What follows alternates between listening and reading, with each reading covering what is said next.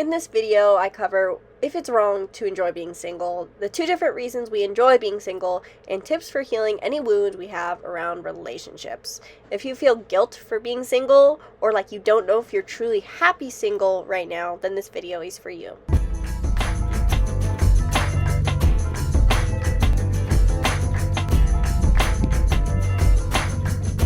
Welcome back to the Be the Hero channel. I'm Isabelle, and I help you understand yourself so you can feel more clarity and control of your life. This will be an ultra quick video because it is hot in my car and I have nowhere else to film. So make sure you hit the link in the description below to just book your reading, where we can dive deep into who you are and how that applies to your life so you can get the things you want and understand yourself better. I was talking to a friend, or I guess more of an acquaintance. I'd feel bad saying that this is a friend considering how little I feel effort I put into this relationship, but I was just having a conversation and they were asking me on the note of relationships about, is it wrong that I enjoy being single, to put it shortly, and I'll go more into that in a minute. But I took a break a little bit. I was trying to move away from doing as many relationship videos because I do not necessarily consider myself a dating expert, but I noticed people started to think I was trying to position myself as a dating coach, which is not really the case. So I just try to share what I've learned.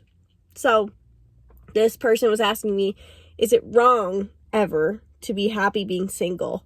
I know you're saying like, you go me because I'm happy and single, but is that wrong? And so I wanted to dive into that more because I think a lot of people feel that sense of, eventually they get to a place where they feel that, oh, I'm actually really happy on my own. I don't feel like I need a relationship. And then they start to feel guilty because they feel like they shouldn't, in the sense of, we're here to have relationships, aren't we? Is that really okay for me to be a hermit? Or we even on top of it start to feel that sense of, okay, I know I don't need a person, but I kind of want a person. And is that wrong? So I kind of wanted to share some of my thoughts on that. Starting off with how there's 2 major differences in how we can be, quote unquote, happily single, and identifying which one of those categories you more so fall into can really help you know whether or not, I guess, what you should do as far as relationships, if you should stay single or not. There is, the people on one end who are truly happily single because of the fact that they know that they don't need anyone to fulfill them. They are completely self-sufficient. They realize that they were born whole. They don't need company. They don't need to feel heard. They can give everything to themselves, which is what I'm working on being. And I will say I have not probably perfected it. Those who basically are truly self-sufficient, they realize that they can be in the world and not need anyone. This is the healed person who has worked through their wounds, knows what they want, pursues their goals, loves themselves. And then there's the other person who is happily single because they're going for hyper independence. They probably had a bad relationship experience, bad dating experience, that is probably a result of having a bad situation in the household somehow, whether it was parents fighting or disconnected parents or angry parents at them, the child. And so they are happily single because they no longer feel that they're weighed down upon or that they have a weight on them. And so as I was talking to this person, they're saying like, oh, wow, yeah, like that makes sense. Because I am happily single, but I kind of feel like it's just because of the sake of hyper independence. So I think this is more of a scale. It's not like we're either unhealed or healed. And, it's parts of us that we have to heal. And so thinking about where you fall on that scale, if you're happily single and if you feel like it's wrong, maybe it's for the sake of the hyper independence, which then is meaning that you have to go into more of your trauma. I know that in a way I grew up in a household where at times, just given normal life, there was conflict, and I would seek out relationships to avoid that. As an Enneagram 9, not only do I want connection, but I have a fear of conflict, because conflict equals rejection, which is basically to die in my primal brain. And so I know that for me, seeking out being happily single at times for me can mean that I just don't have to deal with conflict. If there's conflict that comes up in a relationship, I feel more inclined to ditch the relationship because I feel that conflict is bad. So that could be something that applies to you. And if you don't know what I'm talking about, look into your Enneagram. We have free cheat sheets that you can find either at bethehero.academy, which is in the link in the description below, our free membership, or you can go to makingmindfulnessfun.com to access the free Enneagram cheat sheets there and learn about your type and do our quiz.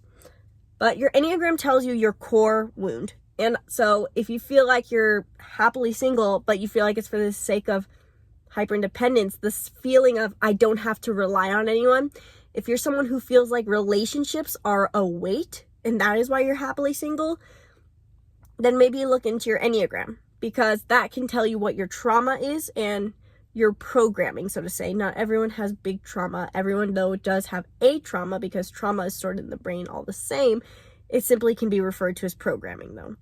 So you can discover your programming, which you can then see how that plays out in your relationships and basically see the pattern and how you can heal that wound so then you don't feel like relationships are a weight on you. Because that's the other thing too.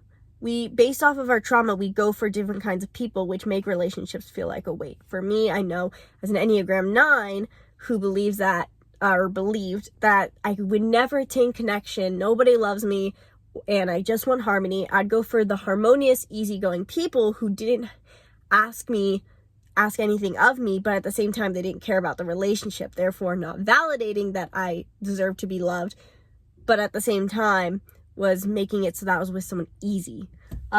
So that's how I can see that playing out for me.